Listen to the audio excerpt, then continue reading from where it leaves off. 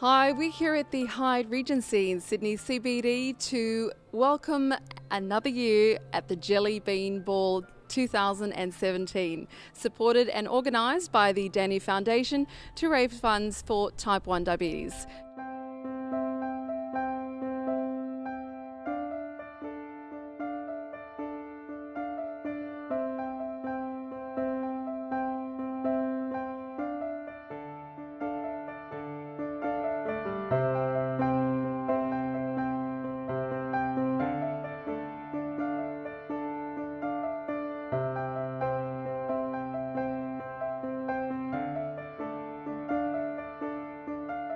I'm here with Justin Melvey and Donna Meads-Barlow, founder of the Danii Foundation, here at the Hyatt Regency Hotel here in Sydney CBD.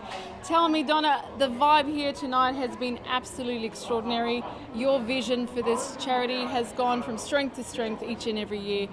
We're really excited about the outcome. We're excited about CGM funding for under 21s. We know that this is an amazing first step for Danii's gift for CGM funding for the under 21s. We've got so much further to go. It's all about 21 plus, because at the end of the day, you don't grow out of type 1 diabetes, and so we seriously need to get CGM funded for those people as well. We've got 140,000 type 1s in Australia. We've got 20,000 under 21 taken care of. It's a pretty good effort, isn't it?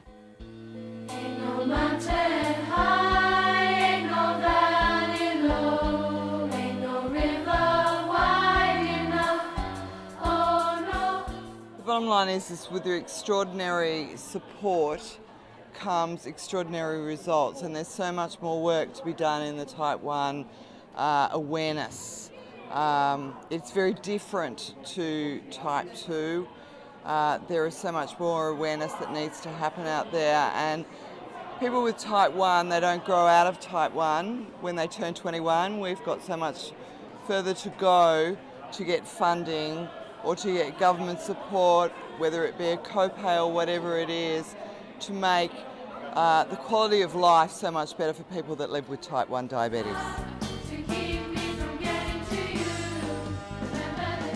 Plus, Justin, what's it like to be the patron of this foundation for 6 years in the running now?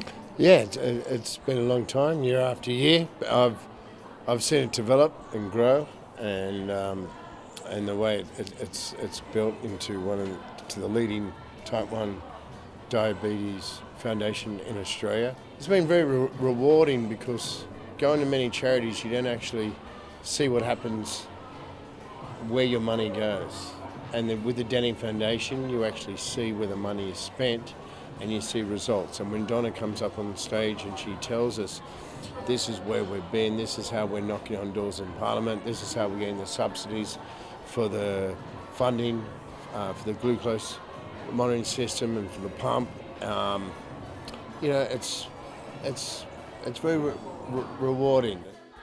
So to step into the room and find out that this year is almost a night of celebration, it's a celebration of health within Australia, to get that message through to the government was really inspiring. Something that struck me was that Amelia is wearing technology. She's wearing a continuous glucose monitor. I wear mine on my backside. Amelia has hers on her tummy.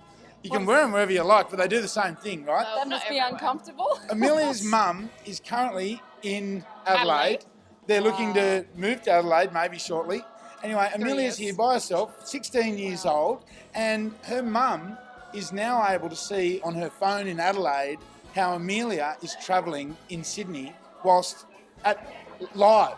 That's so phenomenal. Wow. Imagine Amelia's blood sugar drops below 2. Below 4, below 3, whatever Amelia's mum sets up as an alarm setup, then the alarm gets sent. She goes, oh my goodness. She rings Amelia and says, give yourself something to drink, love. You're about to fall over. And it's amazing.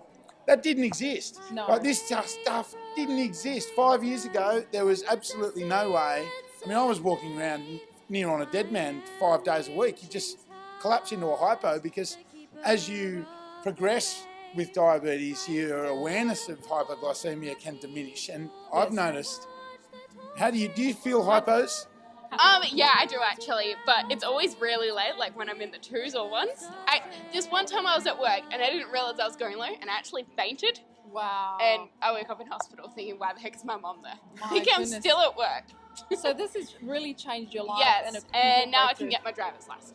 And up until the recent announcement of the CGM funding through the government, Yes. we have raised money to help local families with the cost of CGM and technology through pumps. So the Danii Foundation have worked very closely with us, so we're very fortunate to know them and be part of it.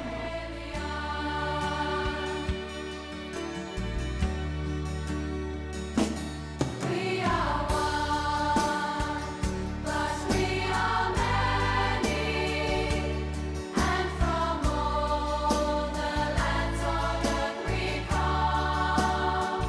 We share a dream and sing with one voice. I am, you are, we are Australia.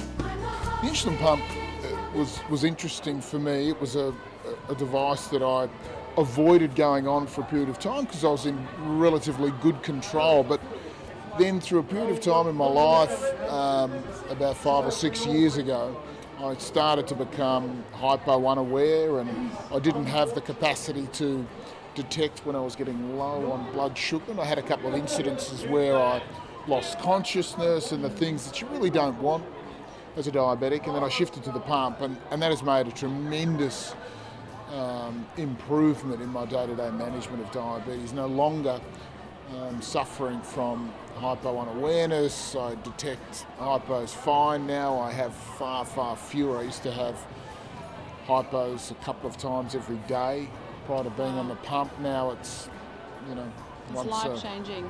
once a week.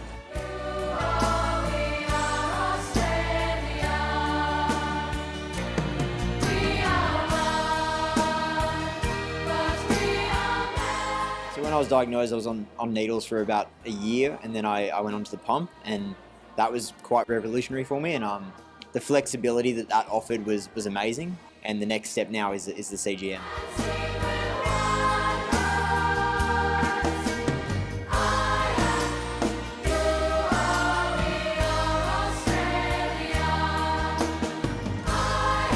I think it's good that they're funding the young ones, and I think that's a great step. But as a 25-year-old, I'm a uni student, and I can't actually afford getting CGM every day. So I use it occasionally, but it's quite expensive, and subsidies would be amazing if they sort of push for that for all diabetics, not just the young ones. I'm actually about to dive into a massive strategic planning session with the Danii Foundation.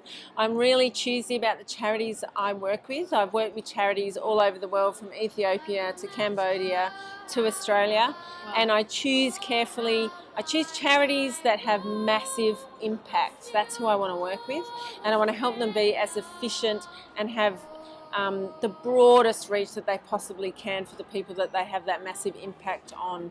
So I chose Danii, Danii chose me, and we're going to start doing some really exciting strategic work to really push the organisation to the next level. My plans are to really, triple, quadruple the income of the organisation, so that lots of people are able to contribute to the Danii Foundation, and lots of people are able to benefit from the Danii Foundation. It's great stuff, fabulous. Most definitely. When I was younger, my mum mostly did it. She'd give me 2 injections in the morning. One was Lantus, which is a long-lasting insulin which would give me a boost around lunchtime.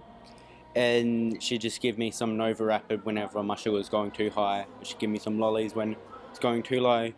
And now I'm on the pump and the continuous glucose monitor, which alerts me when I'm going low or when I'm going high. And yeah, it just really helps now, especially since I've started going to school and hanging with my friends after and before. When all the ships come back.